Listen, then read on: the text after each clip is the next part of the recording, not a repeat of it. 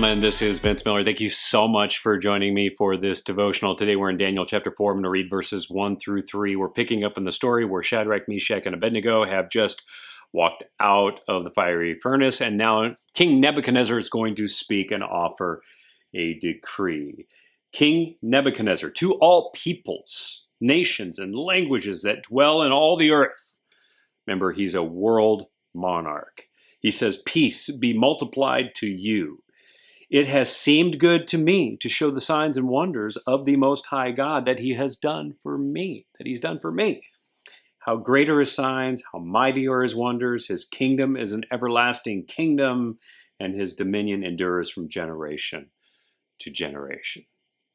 So, Nebuchadnezzar delivers a decree to the world, to the planet, and in it he declares God's greatness, his might, and his dominion. But don't assume he's making a confession of faith here, because he's not. Not at all. What we see here, or hear here, is a narcissistic leader who has witnessed a miracle and believes that God put on a show for him. So out of respect for the miracle, recognizing that 3 men just walked into and out of a very, very hot, fiery furnace, he declares a decree to the nation about what God did for him. Yes, for him. Not what God did for Shadrach, Meshack, and Abednego to save them, but for him. And I think we learn a great lesson here. It's this: godly decrees by a national leader do not make a God-fearing nation. Did you catch that? Godly decrees by a national leader do not make a God-fearing nation. You know, the declaration of this decree here is only a declaration, and it's nothing more. It's empty.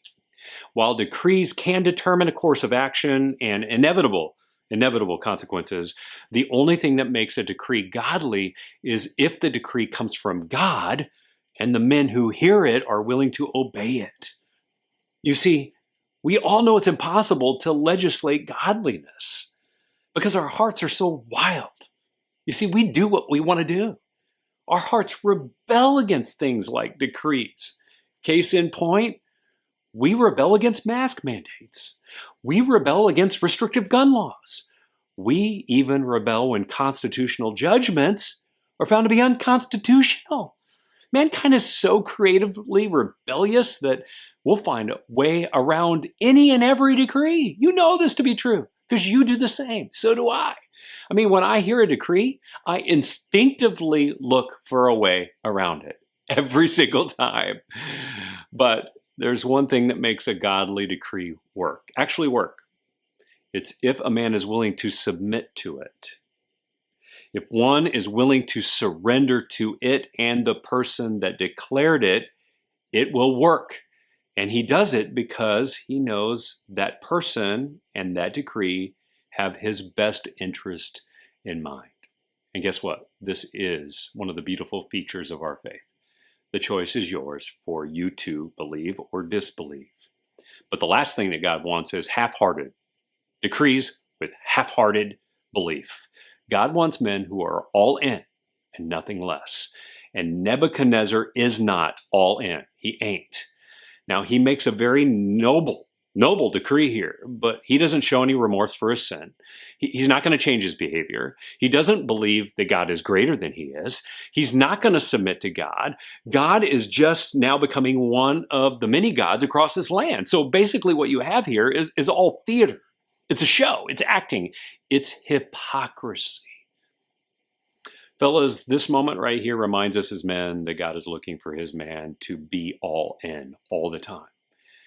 He's not looking for decrees. He does not need a God-fearing nation. He is not looking for half-hearted belief. He is looking for men, just men, who want to follow him willingly, with all their hearts. So my question for you today is this: is today the day you're going to make that decision and go all in for him?